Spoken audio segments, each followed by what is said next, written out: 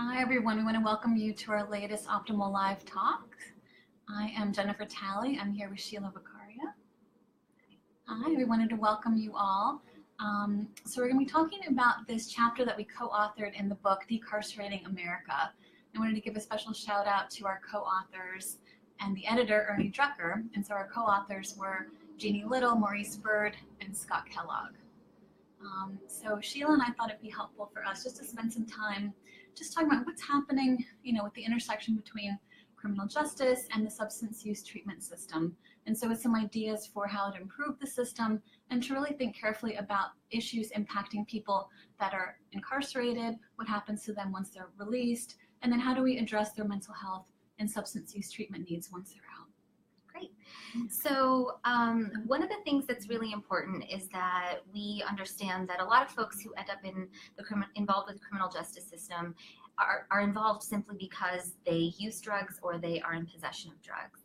And then there's another significant portion of folks involved with the criminal justice system because they might have been under the influence of drugs when committing some of the crimes that they were convicted for, or their crimes were committed with the ultimate aim of securing funds to be able to purchase drugs. And so there is this fundamental kind of connection between our criminal justice system and our substance use treatment system in the sense that what we're seeing is increasingly that folks who are identified as having substance use disorders are often, when released for probation or parole, recommended to advise or to attend treatment. However, what this means is that oftentimes people are feeling mandated or coerced for care. It's actually estimated that about 1/3 of people involved in substance use treatment in the United States have been referred through the criminal justice system. And as I said before, either through drug courts or through their probation or parole mandates. And so the theory is that if we refer folks to treatment upon their release and they can resolve or address their substance use problems, that it could potentially prevent future recidivism. And that is kind of the intention behind this model. However, what ends up happening is that it can often make what treatment can be in terms of feeling intrinsically motivated to go, in terms of feeling like you're there on your own terms, it can feel a bit coercive.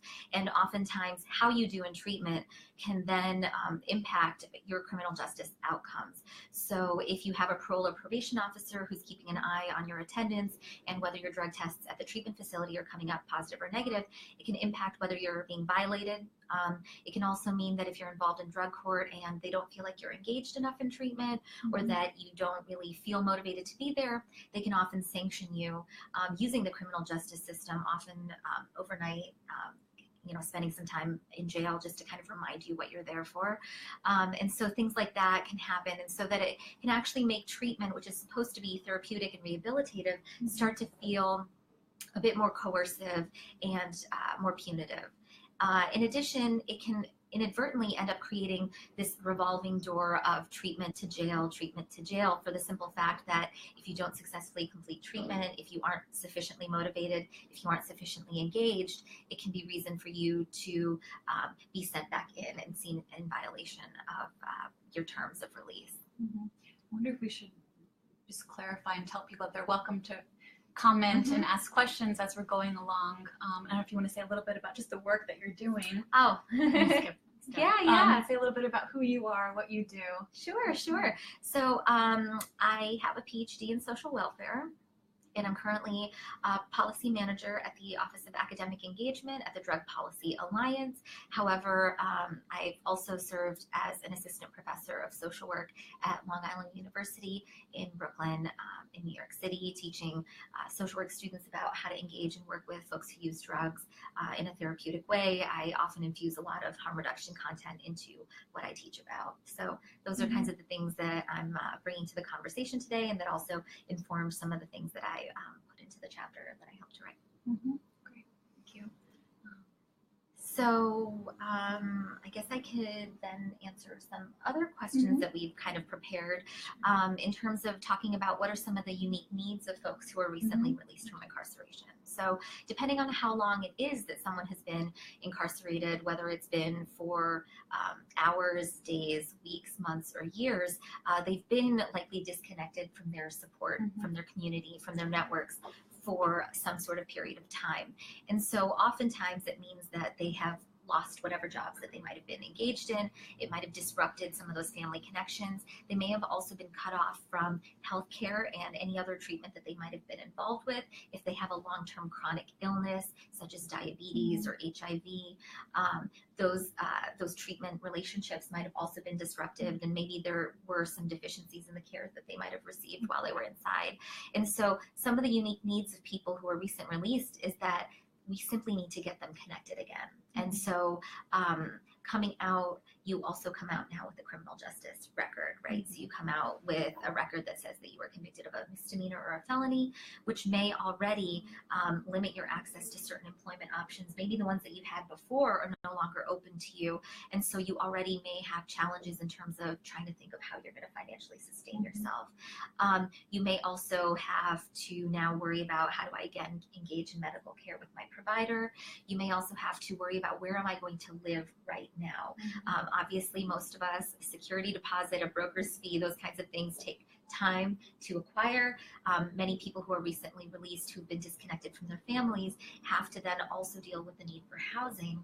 And one of the ways in which our system kind of fails folks who are recently released is that sometimes having a criminal justice background actually disqualifies you from being eligible for certain kinds of public housing. Another challenge is that if you are released and you decide, part of my path to getting better and to getting on track is that I want to go back to school, one of the challenges is that depending on your charges, you may also be ineligible for financial aid. And so again, we actually set up a lot of barriers and obstacles for folks who come out. And so they're often coming out less equipped to even just be able to reintegrate and reacclimate to being out. And so it's really important that when folks are released, that we find ways to help connect them to these really concrete supports. But treatment is one of those things, and to expect someone to instantly be able to engage into treatment, to be able to instantly not fall back into their coping strategies, often which include drug use, can be really challenging. And also expecting them to be able to sustain themselves and make a livelihood when perhaps a lot of doors are now closed to them may also push people into illicit markets for kinds of work that can sustain them. And so that is why often all of these factors taken together is why we often see that almost 50% of people who've been arrested often end up reincarcerated within the first 3 years of release, because it can be really hard to break out of the cycle of even subsistence activity in the illicit market, let alone drug use as a coping mechanism. That's such a harrowing statistic. It's so disappointing to hear that. So what are some examples of policies and practices that are grounded in public health and harm reduction? So what are some things that are coming up that you're excited about, or when you think about the future, what would you like to see? Well, one of the biggest things that I think that we can do to really address the social determinants and the other factors that affect people and why they use drugs and why sometimes they go from occasional use to problematic use is that the social determinants such as access to mental health treatment, access to stable housing, access to employment and educational opportunities, and family supports are often challenging to access, often with a criminal justice background. And one of the biggest deterrents to being able to get those services is if you're spending your time behind bars or while you're on probation or parole. And so one of the biggest, most widespread ways in which we can really affect change is decriminalizing drugs. And what decriminalizing drugs means is that no longer would drug possession charges be grounds for incarceration, and instead maybe something for a minor offense, for a ticket or some sort of fine. And what that can do is that can keep people's records clean, and it can create less and less stigmas and other barriers from getting people the help that they need. If we truly believe that drug and alcohol use, and particularly problematic use, is a public health problem, there's no need to get the carceral state or the criminal justice system involved at all. And so if we really want to help people get back on their feet, we should identify who they are, and after identifying who they are, then help them to connect to services that they need. And so I think that that is a way to truly get at the root of why people use drugs problematically and prevent the kind of revolving door, as I kind of spoke about earlier. And another really important way in which we can really help serve the folks who have problematic substance use patterns or substance use disorders is to change our policies to make it easier to access harm reduction services and treatment services. So many parts of our country don't have a treatment facility within a 20-mile or a 50-mile radius, and so access is really, really hard. We need to make it easier for folks to be able to get the care that they want, especially if they're ready and willing to go. I think we also need to expand access to vital harm reduction supports such as naloxone, which is the overdose reversal drug. There's still so many limitations in terms of access across the country, who can prescribe, who can write a standing order, where they can be picked up, whether your insurance will cover it, whether it's accessible to you. So policies to make naloxone more readily available, policies so that when people are in the presence of someone overdosing and they themselves don't have naloxone, they can call 911 without fear. And those are called Good Samaritan laws. And so having really good Samaritan laws across the country could be really helpful. Right now we've got them in over half of our states, but they vary in how much they can actually encourage or deter someone from calling. So some of our states have Good Samaritan laws that actually make it so that maybe if you have paraphernalia, that could be ignored in some states, but in some states you may still be charged for paraphernalia. In some states you may still be criminally liable if you call 911. In some states, if you are on, well, in all states that have Good Samaritan laws, even if you're on probation and parole and you call, you can in theory be violated because you were complicit in some illegal activity. And so having good caliber Good Samaritan laws equally distributed across the country, ones which really decriminalize paraphernalia but decriminalize possession. And honestly, I think part of why Good Samaritan laws also are really challenging is even when you call 911, the police are sometimes the first to respond. And when it's a drug charge or a drug-related issue, when we call 911, maybe we need health providers and mental health workers to be the ones to respond. And the role of police can kind of add this criminal aspect or element that can be why we're seeing these issues. So naloxone, Good Samaritan, we need increased access and availability of medication-assisted treatments and treatments that have non-abstinence outcomes, which is kind of where maybe I can pass the torch along to you. And so harm reduction therapy is kind of one of those approaches to treatment. Can you tell us some of the key principles and what it actually looks like and when you work it out? Sure. So Alan Marlatt coined the term compassionate pragmatism when he was talking about harm reduction specifically. And I think what we need to get to is a point where we realize and accept this reality that people are going to continue and will use drugs and alcohol in ways that are problematic and not problematic. And so when we talk about a harm reduction framework, we're really talking about reducing risk, increasing safety, and then promoting positive change for people. And so we understand that there's so many complex issues that lead one to develop a substance use issue or misuse a substance. And so within a harm reduction framework, we also think about the complexity, right? So there's kind of this way of thinking about it that includes drug setting, the biopsychosocial factors that lead one to then begin to use a substance as a way to cope, as a way to self-medicate, as a way to manage trauma, social oppression, dislocation, being disconnected from people, being stigmatized for having had a criminal record. And so I think the other piece of it too is that we need to also move away from this one-size-fits-all, abstinence-only mindset that unfortunately is still pretty pervasive in this country. And so harm reduction is really about collaborating with clients, working with them closely to develop whatever skills and practices that they want to do to meet the goals that they set for themselves. And so a harm reduction clinician comes from this place of wanting to empower clients, to be collaborative, to be non-judgmental, to be respectful, and to respect the client's autonomy. That's really about how can I help you? How can I be of service to you? What do you need? But then also thinking about where we started, and you talk about all of these complex needs: housing, finances, education, relationships, social support. And so it's taking a more holistic look at the person and then tailoring the interventions to meet that person's unique needs. I think we really need to move away from this kind of blanket abstinence-only model. And it's not to say that harm reduction doesn't embrace abstinence, which of course it does. And I think abstinence is one aspect of harm reduction, but it is about joining clients where they are And so if they're motivated to work on reducing their use or using safe injection practices, for instance, then that's where we start. And from there, we can build an alliance, work closely with clients over time to help them really move towards making more positive change. And they're more intrinsically motivated to make those changes if we work collaboratively with people. Yeah, that makes a lot of sense.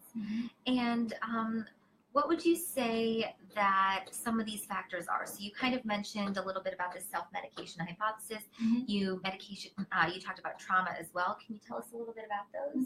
Sure. So we know that a lot of people that are impacted by substance use issues often have some kind of trauma in their background. It's not to say every single person does, but we know that there are many adverse childhood experiences: physical abuse, sexual abuse, emotional abuse, living in poverty, experiencing racism, stigma, that could really profoundly affect one's capacity to manage their emotions, manage relationships. And so they might then be exposed to a substance, drug or alcohol, or another process behavior, process addiction, that helps them actually manage overwhelming feelings, memories that might be coming up from trauma. And so there's a fit between what they're experiencing and then what they find in the substance that might help them actually self-regulate. Over time, it could actually have been an adaptive strategy in the beginning, but over time, misuse can happen, habit, and then problematic substance use can emerge from there. And so I think having a trauma focus to the work that we do is essential, and being able to understand the long-term impacts of complex trauma, and then how that might play out in the form of substance use. And so I think within harm reduction, we get really curious about the meaning and function of substance use, right? And then trying to understand that and kind of unpack that for each person that we work with. And so if someone's, for instance, using marijuana to sleep at night because they have really overwhelming nightmares that are due to trauma, that's something to work on with someone and to kind of understand the nature of marijuana use and then sleep hygiene, for instance. This is like a very simple example. And then when we think about self-medication, we look at kind of these deficits in self-regulation, and then how have the substances come in as ways to help people manage. And so it sounds, again, like you're talking about drug use in a morally neutral way, also in a way that doesn't frame it as a criminal activity, but actually one that some people are engaging in to take care of themselves. And so I think that that is one of the fundamental disconnects currently with our model, is our current kind of American model, in the sense that drug use in and of itself, of certain classes of drugs, is a crime. Right, and to have them, to acquire them, to do the things that you need to acquire them, and that is one thing. Yet here we are also simultaneously from CDC, NIH, NIDA, all these other kind of bodies telling us, well, no, addiction is this disease, right? And it's a health problem. And so what we're talking about today, and what this book really does a really great job of kind of covering, is that you can't, use the criminal justice system and its tools. Its tools being like a punitive approach, incarceration, coercion, oversight, and kind of intrusive supervision. You can't use those methods to really get at the core of why some people are still drawn to something or some things, which are also fundamentally illegal, right? And so we put people in this impossible bind where the one thing that seems to help them in this complex, challenging world that they're living in is also something that they're putting their lives at risk to use, because there could be so many collateral consequences associated with those choices.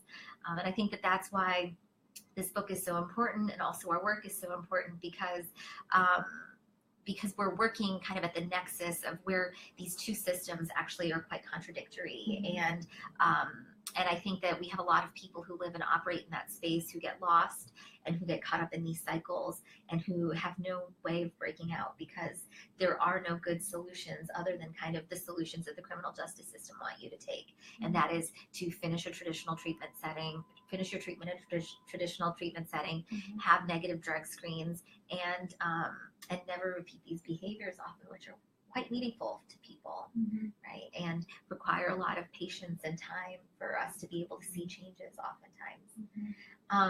In your work, would you say that that seeing people kind of make forward steps, but also kind of finding themselves slip back, is kind of an expected part of your work? How do you work through those things? Oh, definitely. I think it's so complicated to help people through the change process, and we think about these patterns as habits, and they've been overused, overlearned for so many years often. And when people encounter difficulties, or there are more stressors, or they're in a certain social context where they're more likely to have cravings or triggers to use, it's going to be difficult for them to initially be able to make a different choice. And so they're going to probably make the choice that they've known to make for years. And so we often do see people misuse or continue using throughout treatment, also as a function of just what's happening in their lives. And so the way that we frame it often is, can we use that as a learning opportunity? What did we learn through this recent return to use or this slip? You know, what happened for you? And then together we might strategize about how to work on that in the future, but based on their goals. And I think that currently our model does not accept that, right? We kind of almost expect people to achieve the sometimes unachievable, at least the first time around, and then pay some pretty severe consequences for feeling like they couldn't quite hold on to that, you know? And I think that that's one of the biggest things that that those of us in the policy space, but also in the treatment space, are often grappling with, is like, how do we help our clients to navigate systems that we on an individual basis feel so powerless to change, you know? And so that's why it's really important to have not just individual clinicians trying to help their individual clients navigate these challenges, but to have larger organizations and community-based organizations and grassroots organizations and peer-led organizations of people who use drugs kind of all fighting together to say that, like, there's got to be other solutions, there's got to be other ways for us to come together and to still make sure that the people who need help are getting that help. And so, as I said before, and a lot of these policies that we're advocating for, often inadvertently, in addition to having some really great public health outcomes, can also result in some really great cost savings to the taxpayer as well. One thing that we don't talk about enough is how this rigid system and these harsh penalties and these harsh consequences actually cost us a lot of money, when actually sending someone to treatment and working with them and engaging with them and making sure to subsidize their housing and getting them supports can lead to so many benefits and so many gains in terms of saved costs in the criminal justice system, but also ultimately long-term saved costs when people are taking better care of themselves and are doing the things that are healthful and helpful to them. Yeah. I don't know, do you want to say anything else? I think it's still really important to kind of talk about this notion of the abstinence model, you know, and I think it's so important to really think more flexibly about how we, you know, use abstinence in our treatment systems. Because I think it's, you know, as we're recommending treatment, I'm also worried that, you know, what kind of treatment will people get? You know, is it going to be sensible harm reduction based treatment, or just more of the same? Whether just kind of reinforcing this criminal justice model. Yeah, and one of the things that we are seeing is that when people, first of all, treatment is hard to get in this country, but when people are getting treatment, it's often this one-size-fits-all model. We still see that large portions of our treatment organizations across the country are grounded in the 12-step abstinence-only disease model of addiction, and often drug testing is one of the only ways to measure compliance. It's also one of the biggest outcomes that people are interested in.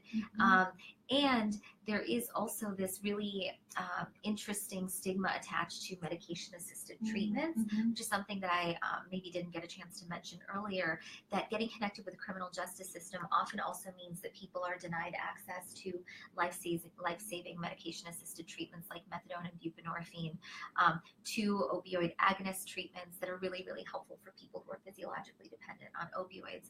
One of the things that we've learned is that when someone who is opioid dependent spends a sustained period of time not using opioids, they first of all have to go through some pretty uncomfortable withdrawal symptoms. But what happens is their tolerance to their drug of choice can go down pretty dramatically.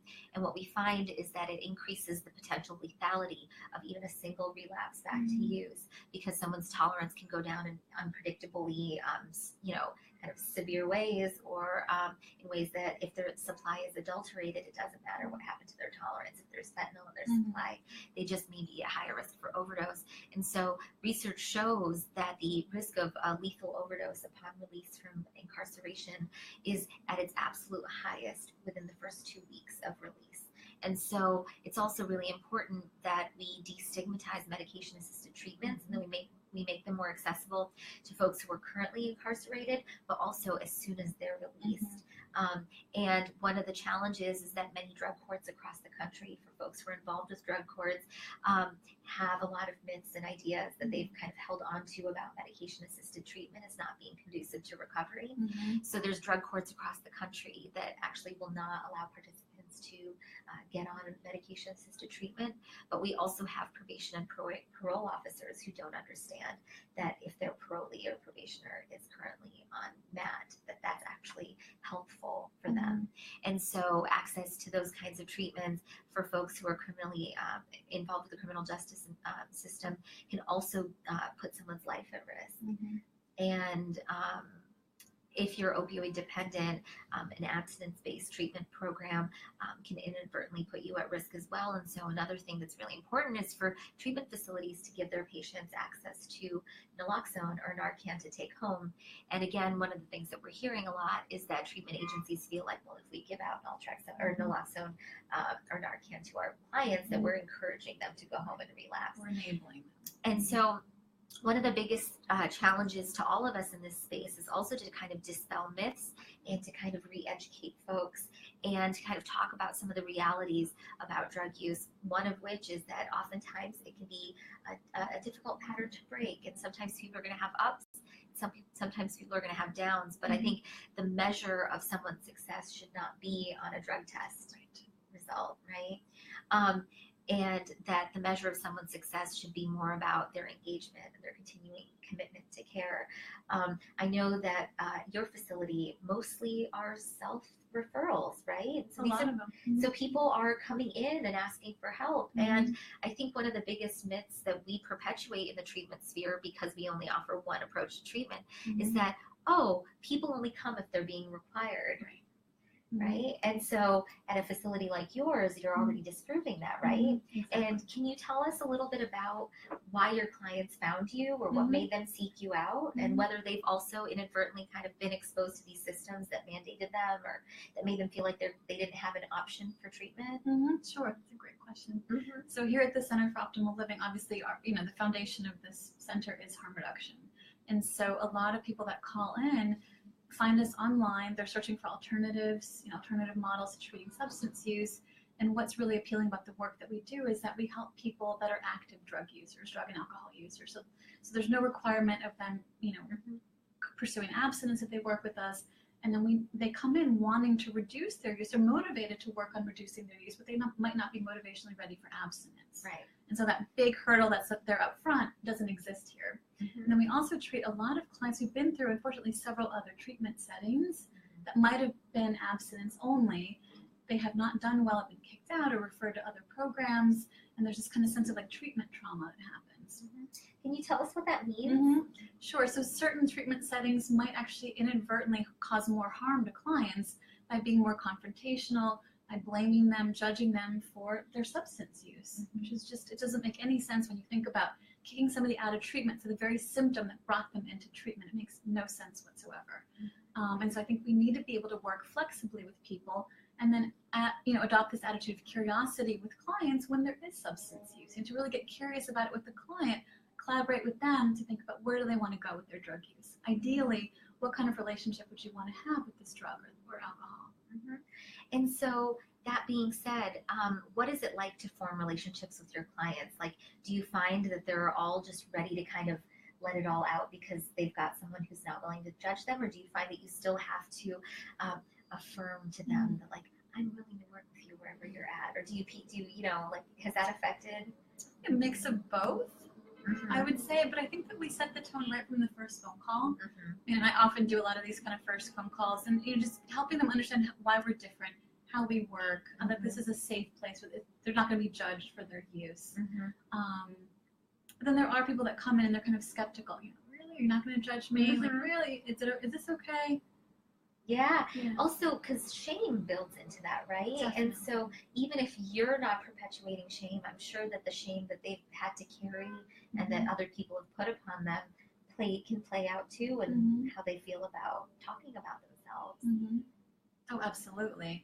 And shame is something that can affect the treatment alliance for sure, treatment outcomes. Yeah. And so it's something we touch on, definitely. And then we also are curious about how do family members respond to what they're doing? because I think certain family members don't really understand what harm reduction is. Mm-hmm. And there's something scary about, being at a place where we're not telling them to stop necessarily, that we're really joining the client where they're at. Mm-hmm. And speaking of families, what kind of work do you guys do with families? Do you work with families? I don't personally treat families. We have an excellent family and couples therapist, Molly Bobeck here. And so she treats a lot of the clients that we see, a lot of adolescents who come in with parents or family members who are concerned about their use. She treats couples that we work with. And then we're also working to build a group for concerned significant others. It's kind of based on the CRAFT model. Mm-hmm. Can you remind folks what CRAFT stands for? Sure. Community reinforcement and assertiveness or family training. And so that's the work of Bob Myers. And so what we found is that there's a huge need for the concerned significant others, right? So there aren't a lot of options for them. There's a lot of misinformation out there, and they need their own support. They need a way to understand what's happening with their loved one, but they also need ways to improve their own quality of life and manage their own symptoms that might be coming up. Right. Well, that sounds like a really exciting program.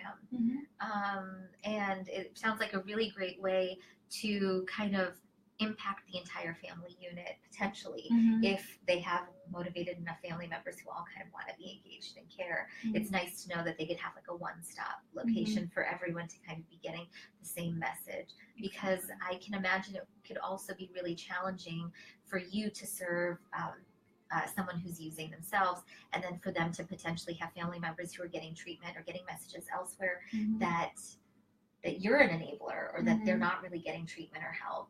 Right. So it's incompatible with how we think about the work.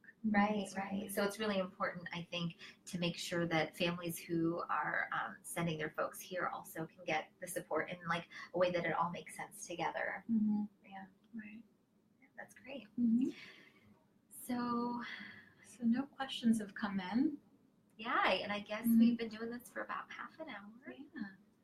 I want to thank you. Maybe show the book real quick. Yeah. So again, this is the book that we just co-authored a chapter in, Decarcerating America. Our editor is Ernie Drucker. Check it out. And then you can visit our website, centerforoptimalliving.com, if you want to learn more about our services here, upcoming trainings and events that we have. If you want to say more about what's coming up with DPA and things that you're excited about. Well, one thing I'm really excited about is that actually tomorrow, April 14th, is the day of the International Science March. And I think now more than ever, we need science in our treatments, and we need science to guide our policies. And so harm reduction approaches help improve quality of life, and policies that kind of enhance a harm reduction public health model for addressing some of the collateral consequences of use are also really important. And so if you are willing to, please find out where the local contingent of the Science March is near where you are, and join them and make a fun sign about how, harm reduction works, and this is the way to save lives. Yeah. All right. Thank you. Yeah, thanks. All right. We are signing off.